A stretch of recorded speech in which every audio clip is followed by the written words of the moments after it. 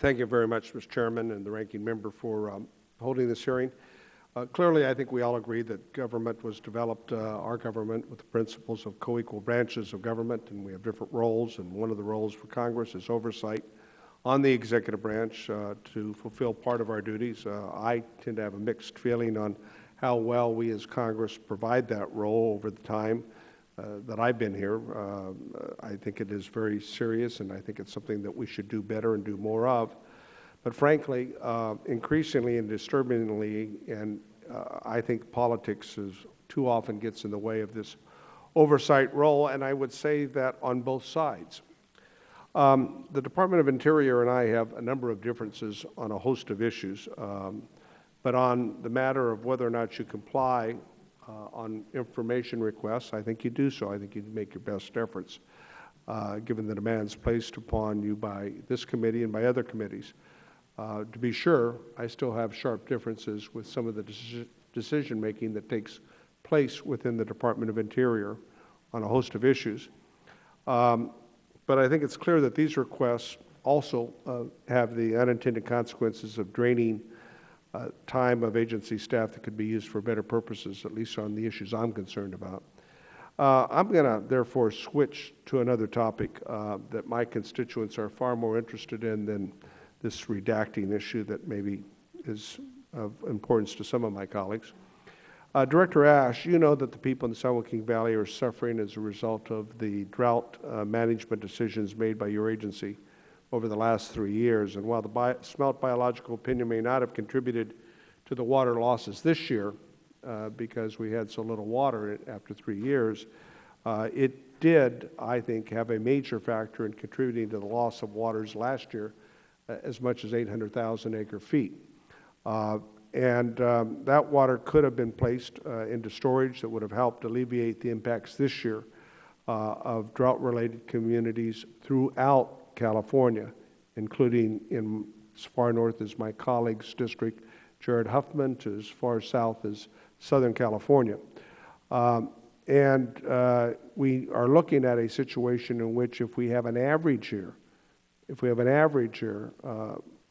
most of the valley will still have a zero allocation based upon the impacts related to the implementation of the operation of the projects. So I'd like to ask you, as a matter of good public policy, do you think that after spending billions of dollars for the restoration of species recovery, which I support, but as I said yesterday, sadly has not been very successful, that when you look at the sampling of populations of various species, is it good public policy that environmental managers who you oversee should be held to the same standards of management of other managers that in demonstrating wise and effective use of their resource? Is the answer yes or no, Director Ash? Yes.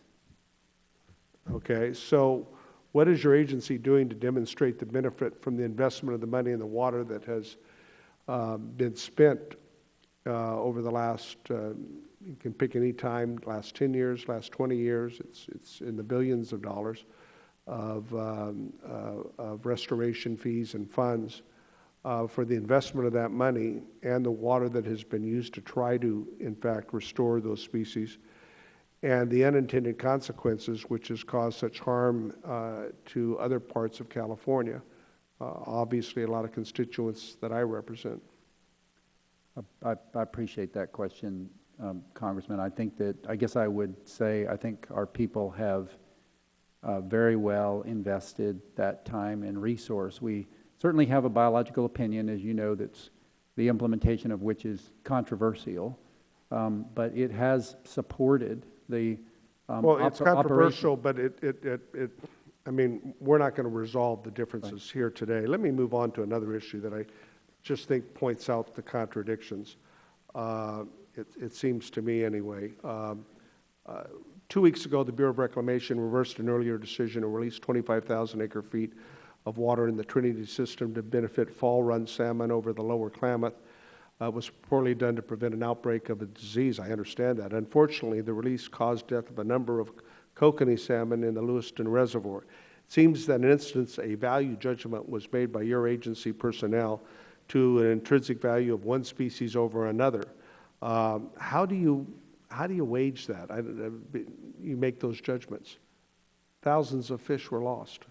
Well, the judgment in question was made by the Bureau of Reclamation to release water. Our people have been providing technical advice to the Bureau of Reclamation, and as you point out, it's a very difficult decision because we have fish coming up the Klamath and scientific information that those fish are under severe stress, and showing the signs of disease. In the case of one species over another. Well, it is. It's a complicated management scenario. We have to, and obviously people that are on the ground dealing with the situation day to day have to be able to make those decisions, and they are difficult and challenging decisions to make. Yeah, my time's expired, Mr. Chairman, but I'd also have as a follow-up like to incorporate how water supply impacts your consideration of this valuation.